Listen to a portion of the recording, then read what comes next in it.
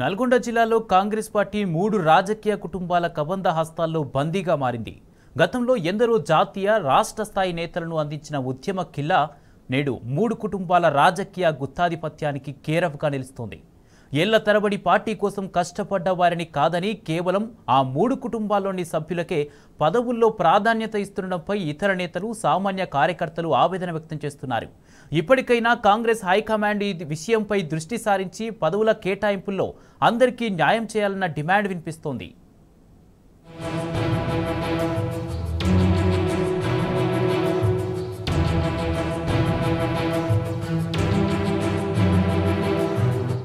హుజూర్ నగర్ ఎమ్మెల్యేగా ఉత్తమ్ కుమార్ రెడ్డి, కోదాడ ఎమ్మెల్యేగా ఆయన భార్య ఉత్తమ్ పద్మావతి, నల్గొండ ఎమ్మెల్యేగా కోమటిరెడ్డి వెంకటరెడ్డి, మునుగోడు ఎమ్మెల్యేగా ఆయన తమ్ముడు కోమటిరెడ్డి రాజగోపాల్ రెడ్డి, నల్గొండ ఎంపీగా జానారెడ్డి పెద్ద కుమారుడు కుందూరు రఘువీర్ రెడ్డి, సాగర్ ఎమ్మెల్యేగా జానారెడ్డి చిన్న కుమారుడు కుందూరు జైవీర్ రెడ్డి. ఇదేంది, అంతా కుటుంబం కదా, ఒకే ఇంటివారు కదా అనుకుంటున్నారా? అవును, వీరంతా ఒకే కుటుంబంలోని వారే.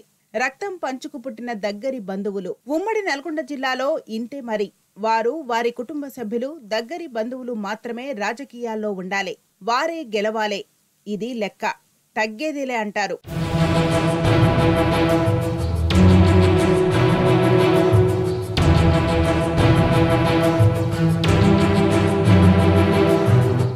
నల్గొండ జిల్లాలో కుటుంబ పాలన నడుస్తుంది అన్న దాంట్లో ఏమాత్రం అతిశయోక్తి లేదు. అన్నదమ్ములు, భార్యాభర్తలు, తండ్రి కొడుకులు, వీళ్లే ఎమ్మెల్యేలు, వీళ్లే ఎంపీలు, వీళ్లే మంత్రులు కావలే.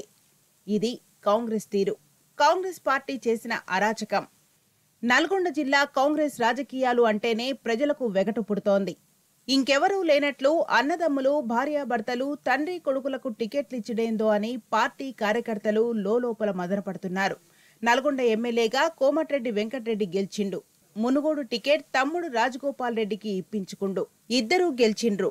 ఇక హుజూర్ నగర్ ఎమ్మెల్యేగా ఉత్తమ్ కుమార్ రెడ్డి గెలిచిండు. కోదాడ టికెట్ తన భార్య పద్మావతికి ఇప్పించుకున్నాడు. ఆమె గెలిచింది. అటు జానారెడ్డి పెద్ద కొడుకు కుందూరు రఘువీర్ రెడ్డి నల్గొండ ఎంపీగా గెలిచిండు. రఘువీర్ రెడ్డి తమ్ముడు కుందూరు జైవీర్ రెడ్డికి నాగార్జున సాగర్ టికెట్ ఇప్పించిండు.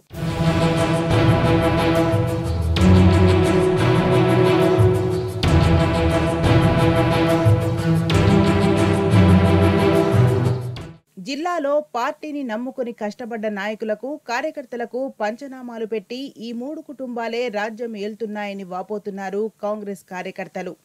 కాంగ్రెస్ అంటే ఈ 3 ఫ్యామిలీలే అన్నంత బిల్డప్ ఇస్తున్నారు. పార్టీలో కష్టపడ్డవారే లేరా, ఎమ్మెల్యే స్థాయి లీడర్లే లేరా అని ప్రశ్నిస్తున్నారు కార్యకర్తలు. అన్నదమ్ములు, భార్యాభర్తలకు టికెట్లు ఇచ్చుడేంది అని కాంగ్రెస్ అధిష్టానాన్ని ప్రశ్నిస్తున్నారు. సంవత్సరాల తరబడి పార్టీని నమ్ముకున్న కార్యకర్తలకు, నాయకులకు మాత్రం మొండి చేయి చూపించారని మండిపడుతున్నారు. ఉమ్మడి జిల్లా మొత్తాన్ని జానారెడ్డి, కోమటిరెడ్డి, ఉత్తమ్ ఫ్యామిలీలకు అప్పజెప్పారని, ఇది ప్రజాస్వామ్యమా లేదంటే రాచరిక వ్యవస్థనా అని ప్రశ్నిస్తున్నారు.